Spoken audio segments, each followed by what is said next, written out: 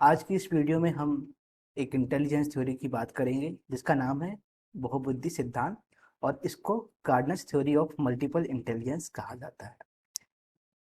किसी भी teaching exam की दृष्टि से देखें तो ये थ्योरी काफ़ी ज़्यादा इंपॉर्टेंट हो जाती है और इस थ्योरी से सवाल आने की, क्वेश्चंस बनने की संभावना हमेशा बनी रहती है। तो फिर बिना किसी देरी के स्टार्ट करते हैं। तो देखते हैं, इसका नाम है बहुबुद्धि सिद्धांत, जिसको इंग्लिश में कहा जाता है थ्योरी ऑफ मल्टीपल इंटेलिजेंस। देखिए, जो बाकी थ्योरी है किसी का नाम है मल्टी इंटेलिजेंस नाम है, ठीक है। तो यहाँ पर मल्टीपल, मल्टी या फिर इसके जैसे जो नाम है उनमें आपको दिक्कत हो सकती है। तो बहुत ही ध्यान देना है कि बहुबुद्धि सिद्धांत को मल्टीपल इंटेलिजेंस कहा जाता है, मल्टीपल इंटेलिजेंस थ्योरी कहा जाता है। इसको 1993 में हार्वर्ड गार्डनर ने दिया था। और इसके अन्य क्या नाम है? Gardner's theory of multiple intelligence या फिर मल्टी डायमेंशनल इंटेलिजेंस थ्योरी इसको कहा जाता है। इसके हमें नाम याद रखना है कि इसके क्या क्या और नाम है, किसने दिया था और इस थ्योरी को कब दिया गया था, ठीक है। अब देखेंगे, Gardner defined intelligence as intelligence is a biopsychological potential to process information that can be activated in a cultural setting, ठीक है। Can be activated in a cultural setting to solve problems, ठीक है, टू सॉल्व प्रॉब्लम्स और create products that are of value in a culture. अब देखते हैं, हिंदी में इसको देखते हैं। गार्डनर ने बुद्धिमत्ता को इस प्रकार परिभाषित किया: बुद्धिमत्ता जानकारी को संसाधित करने की एक जैव मनोवैज्ञानिक क्षमता है जिसे समस्याओं को हल करने या किसी संस्कृति में मूल्यवान उत्पाद बनाने के लिए सांस्कृतिक सेटिंग में सक्रिय किया जा सकता है। इंपॉर्टेंट क्या है कि प्रॉब्लम सॉल्विंग, ठीक है, मतलब सॉल्व प्रॉब्लम्स या फिर something, creating something knew that is valuable in a culture. यहाँ पे इसको हमें ध्यान देना है। नेक्स्ट देखते हैं कि गार्डनर ने बताया कि बुद्धि कई प्रकार की होती है, यही कोई एक क्षमता नहीं है। एक क्षमता से यहाँ पर क्या मतलब है? अगर हम बात करें कि किसी इंसान में केवल केवल और केवल लॉजिकल रीजनिंग इंटेलिजेंस ज्यादा है, इसका मतलब क्या हुआ कि बाकी इंटेलिजेंस यहाँ पर है, लेकिन ऐसा नहीं है कि केवल एक ही उसमें इंटेलिजेंस का जो फैक्टर है वो हो। तो कई सारी बुद्धि होती हैं। किसी का जो कोफिशिएंट होता है, ठीक है, किसी का मात्रा हम कह सकते हैं कि कभी ज़्यादा होती है तो किसी में कम होती है। बट ऐसा नहीं है कि किसी में केवल एक ही प्रकार की बुद्धि होती है। हर इंसान में अलग अलग प्रकार की बुद्धियां होती हैं, अगर इस थ्योरी की बात करें तो। हाँ, ये अलग बात है कि कौन सी बुद्धि ज़्यादा प्रबल है, कौन सी बुद्धि कम प्रबल है।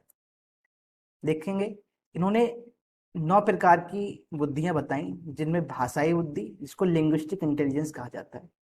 इसके नाम हमें याद रखने हैं क्योंकि नाम से कभी कभी क्वेश्चंस बन जाते हैं।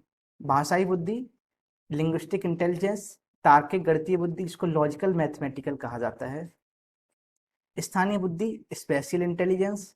शारीरिक गतिकी, इसको बॉडी काइनेस्थेटिक कहा जाता है।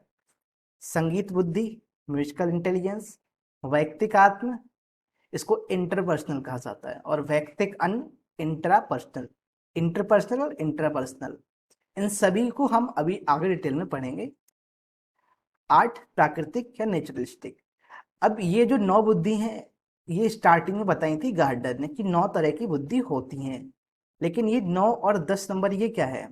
जब बाद में अन्य मनोवैज्ञानिकों ने, जो साइंटिस्ट हैं, उन्होंने इस थ्योरी का अध्ययन किया और उसके बाद में 2 पॉइंट और ऐड किए। उन्होंने कहा कि 2 तरह की बुद्धियां और होती हैं। एक होती है आध्यात्मिक, जिसको स्पिरिचुअल इंटेलिजेंस कहा जाता है। दूसरा है अस्तित्ववादी, इसको एग्जिस्टेंशियल इंटेलिजेंस कहा जाता है। अगर जो सीटेट की दृष्टि से हम बात करें तो हमें केवल यहाँ पर, सॉरी, ये 8 यहाँ पर लिखना है हमको।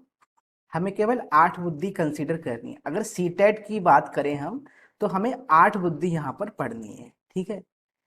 उसके बाद अगर बात होती है तो बाद में 2 बुद्धि यहाँ पर ऐड की गई थी।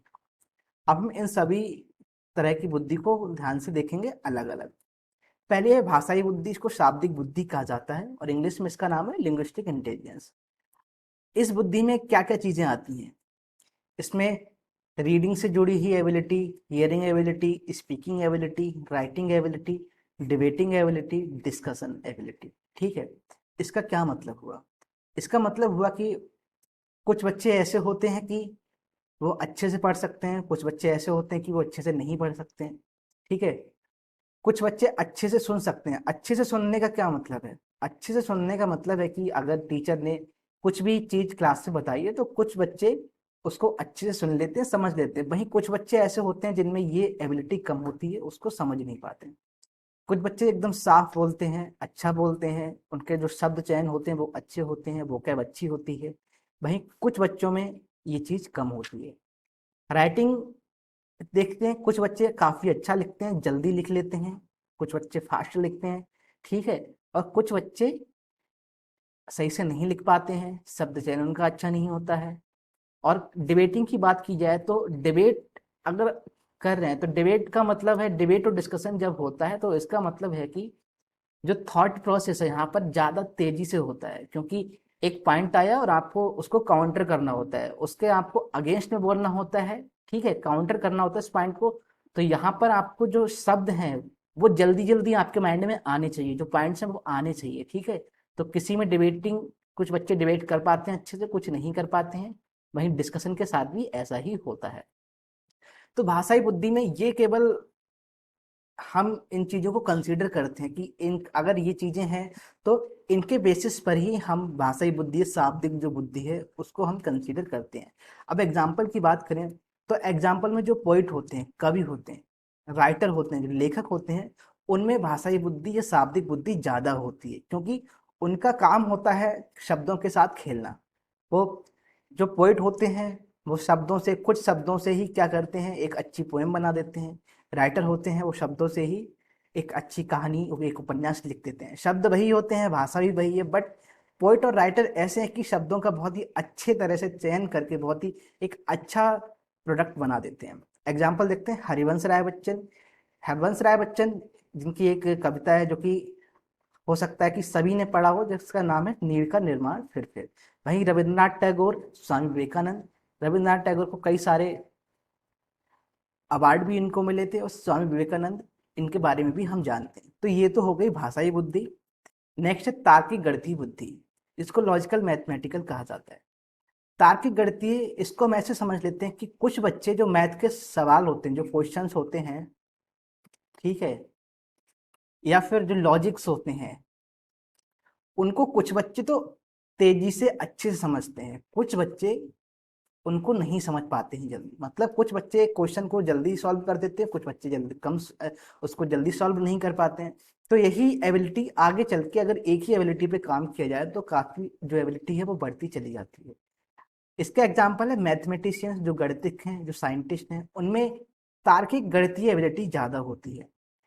श्रीनिवास रामानुजन की बात करें तो मैथ में अगर मैथमेटिशियंस की बात करें और इंडिया से रामानुजन का नाम ना आए, ऐसा हो ही नहीं सकता है। इनके बारे में हम जानते हैं। वहीं अल्बर्ट आइंस्टाइन, ठीक है, अल्बर्ट आइंस्टीन का फिजिक्स में काफी ज्यादा योगदान रहा है। वहीं एपीजे अब्दुल कलाम, ठीक है, इनको मिसाइल मैन ऑफ इंडिया भी कहा जाता है। नेक्स्ट देखेंगे स्थानीय बुद्धि। स्थानीय बुद्धि को स्पेशल इंटेलिजेंस कहा जाता है। इसके एग्जाम्पल नाविक, मानचित्रकार, मूर्तिकार, वास्तुकार, पायलट, आर्किटेक्ट। इसको अगर बहुत ही सिंपल भाषा में हम बात करें तो अगर आप किसी बच्चे से पूछें कि एड्रेस बताओ, अपने घर का एड्रेस बताओ, तो कुछ बच्चे बहुत अच्छे से डिस्क्राइब कर देंगे कि आप पहले सीधे जाओगे, फिर आपको राइट मोड़ना है, एक पेड़ आएगा, उसके बाद आपको सीधे जाना है, ठीक है, फिर आपको दक्षिण दिशा में मुड़ना है, और फिर मेरा घर आएगा, मेरा घर ऐसी ऐसी जगह पे, उसका रंग ऐसा है। तो यहाँ पर क्या हो रहा है, यहाँ पे जो स्थान से रिलेटेड है, ठीक है, स्थान से रिलेटेड चीजें हैं या फिर जो वस्तु हैं उनसे रिलेटेड चीजें हैं, उनको वो अच्छे से समझ पा रहे हैं और अच्छे से व्यक्त कर पा रहे हैं। जैसे नाविक की बात करें तो जब एक नाविक को यहाँ पे इसलिए रखा गया है, नाविक में स्पेशल इंटेलिजेंस ज्यादा होता है, क्योंकि जब एक नाविक समुद्र में होता है, ठीक है, तो वहां पर कोई रोड नहीं होता है, कोई साइन नहीं होता है, दाएं बाएं जाने का कुछ भी वहां पर लिखा नहीं होता है। उनके पास एक कंपास होता है और उसी के सहारे वो आगे बढ़ते रहते हैं, ठीक है, और वापस आते हैं। वही मानचित्रकार, मूर्तिकार, वास्तुकार, पायलट, आर्किटेक्ट, ये एग्जाम्पल हो गए। नेक्स्ट देखेंगे शारीरिक गति की। इसको इंद्रियगत या क्रियात्मक और इंग्लिश में बॉडी काइनेस्थेटिक कहा जाता है। शारीरिक गतिकी या फिर इंद्रियगत क्रियात्मक बुद्धि उन लोगों में ज्यादा होती है जो कि अपनी बॉडी को अच्छे से कंट्रोल करके उसका यूज करते हैं। जैसे कि एग्जाम्पल देखेंगे एथलीट्स, एथलीट्स जो स्पोर्ट्स पर्सन होते हैं उनमें शारीरिक गतिकी या फिर बॉडी कैनेस्थेटिक एबिलिटी जो इंटेलिजेंस है वो ज्यादा होता है। अगर हम आप क्रिकेट की बात करें तो एक बॉल आती है, जो बॉलर है वो बॉल फेंकता है और बैट्समैन को पता है कि मैं किस तरह से इस बॉल को हिट करूं कि ये बाउंड्री के पार चली जाए। ऐसा हर इंसान नहीं कर सकता है, ये वही कर सकता है जिसमें बॉडी का एस्थेटिक इंटेलिजेंस ज़्यादा है। वही डांसर्स, डांसर्स जब डांस करते हैं, मूव करते हैं तो एक विशेष फॉर्म में मूव करते हैं, ठीक है। एक्टर्स, एक्टर्स अपनी बॉडी को यूज करते हैं, अपने एक्सप्रेशंस को यूज करते हैं। नेक्स्ट देखेंगे संगीत बुद्धि या फिर सांगीतिक, इसको इंग्लिश में कहा जाता है म्यूजिकल इंटेलिजेंस। म्यूजिकल इंटेलिजेंस उनमें ज्यादा होता है जो कि संगीत के साथ ज्यादा करीब होते हैं कहा जा सकता है, जैसे कि लता मंगेशकर, सोनू निगम, बीथोवन और ऐसे कई संगीतकार हैं जिनके अंदर जो संगीत बुद्धि है वो ज्यादा होती है। हर किसी में जो संगीत बुद्धि है, म्यूजिकल इंटेलिजेंस है, वो ज्यादा नहीं होता है। हाँ, हम केवल उतना इंटेलिजेंस होता है कि हम बहुत से लोग समझ पाते हैं, म्यूजिक को समझ लेते हैं, ठीक है। लेकिन म्यूजिक को क्रिएट करना वो एक अलग लेवल की बुद्धि हो जाती है। तो वहां पर म्यूजिक को क्रिएट करने के लिए, एक अच्छा म्यूजिक क्रिएट करने के लिए म्यूजिकल इंटेलिजेंस होना ज्यादा बेटर है। नेक्स्ट है व्यक्तिक आत्म, जिसको अंतर्वैयक्तिक कहा जाता है।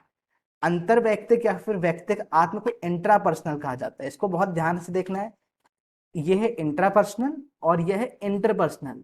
इंट्रापर्सनल और इंटरपर्सनल में काफी अंतर है। तो सबसे पहले हम बात करेंगे इंट्रापर्सनल इंटेलिजेंस। इंट्रापर्सनल इंटेलिजेंस का क्या मतलब हुआ है? इंट्रापर्सनल इंटेलिजेंस का मतलब है कि आप अपने आप को कितने अच्छे से जान पाते हैं, आपके मन में जो विचार चल रहे हैं आप उनको कैसे नियंत्रित कर सकते हैं, उनको कैसे, उनको निकाल कर एक अच्छे रूप में प्रदर्शित कर सकते हैं, किस प्रकार से अपने आप को दूसरों के सामने प्रदर्शित कर सकते हैं, ठीक है। लेकिन इसके लिए जरूरी है कि आपको अपने स्वयं के साथ तालमेल होना बहुत जरूरी है। आपको समझना होगा आपके इमोशंस कैसे हैं, कैसे उनको कैसे आपके इमोशन ट्रिगर होते हैं, कैसे आप उनको डील करते हैं। एग्जाम्पल जो फिलोसफर्स होते हैं, अरस्तु, सुकरात और बुद्ध, ये एग्जाम्पल है इंट्रापर्सनल इंटेलिजेंस के। अब बात करते हैं इंटरपर्सनल। इंट्रापर्सनल पे हमने बात की थी आपको खुद की भावनाओं को, खुद की फीलिंग्स को समझना होता है, ठीक है। वहीं जो इंटरपर्सनल इंटेलिजेंस होता है वो क्या है, इसको व्यक्तिकन या फिर अंतः व्यक्तिक कहते हैं। मतलब कि व्यक्तिकन या फिर अंतः व्यक्तिक, दो या दो से अधिक लोगों के बीच में, ठीक है, जो कम्युनिकेशन होता है एक तरह से, वहां पे इंटरपर्सनल इंटेलिजेंस काम में आता है। जैसे दूसरों के व्यवहार व भावनाओं को समझना। अब इसके एग्जाम्पल क्या हो सकते हैं? जैसे अगर आप टीचर हैं, आप अ, बच्चों के साथ आप डील कर रहे हैं तो जरूरी है कि आपको इंटरपर्सनल इंटेलिजेंस पे काम करना चाहिए। क्योंकि जब आप बच्चों के साथ डील करते हैं तो पता होना चाहिए कि बच्चा किस प्रकार से बिहेव कर रहा है, तो इसका मतलब क्या है। बच्चा परेशान है तो फिर क्यों परेशान है, उससे बात करनी है हमें, और जो परेशानी का कारण है, जो प्रॉब्लम है, उसको ढूंढना है, सॉल्व करना है। तो यहाँ पर इंटरपर्सनल इंटेलिजेंस काम में आता है। Example psychologist, psychiatrist, social worker, leader जैसे कि महात्मा गांधी और मदर टेरेसा। साइकेट्रिस्ट होते हैं जो मनोचिकित्सक होते हैं, ये लोग जो जिनको जरूरत होती है मनोचिकित्सा की, उनके साथ बात करते हैं, प्रॉब्लम को सॉल्व करते हैं और विभिन्न थेरेपी के द्वारा उस प्रॉब्लम को सॉल्व करते हैं। तो यहाँ पर ये लोग क्या कर रहे हैं, दूसरों की भावनाओं को समझ रहे हैं, चाहे वो सोशल वर्कर हुए, चाहे लीडर्स हुए, चाहे वो साइकोलॉजिस्ट या फिर साइकेट्रिस्ट। हो सकता है कि आपका एक अच्छा दोस्त, आप अपने दोस्तों के साथ अच्छे से घुल मिल पा रहे हैं, ठीक है, और उनकी भावना को समझ रहे हैं, तो आप और आपके दोस्तों के बीच में आपका इंटरपर्सनल इंटेलिजेंस ज्यादा है। नेक्स्ट है प्राकृतिक या फिर प्रकृतिवादी, जिसको नेचुरलिस्टिक कहा जाता है। जैसे farmer, Hunter, tourist, zoologist, wild life photographers. इसका मतलब ये है कि जो नेचुरलिस्टिक होते हैं उनमें प्राकृतिक बुद्धि ज्यादा होती है। इसका मतलब ये हुआ कि वो नेचर्स को अच्छे से समझते हैं। जैसे फार्मर्स, उनको पता है कि एक उनका अनुमान होता है, उनको पता होता है कि अब कौन सी फसल बोई जा सकती है, ठीक है। अब फसल अगर बोई है तो इसके साथ हमें क्या करना है, कैसे इसको ग्रो करना है। भाई हंटर्स, हंटर्स को पता होता है, उनमें एक नॉलेज होती है कि कि कैसे सरवाइव करना है, कैसे जंगल में सरवाइव करना है। जो जानवर है उनके बारे में पता होता है कि कौन सा जानवर जो है फ्रेंडली है और कौन सा अटैक कर सकता है। Tourist, zoologist, wild life photographer, ये इसके एग्जाम्पल हो गया।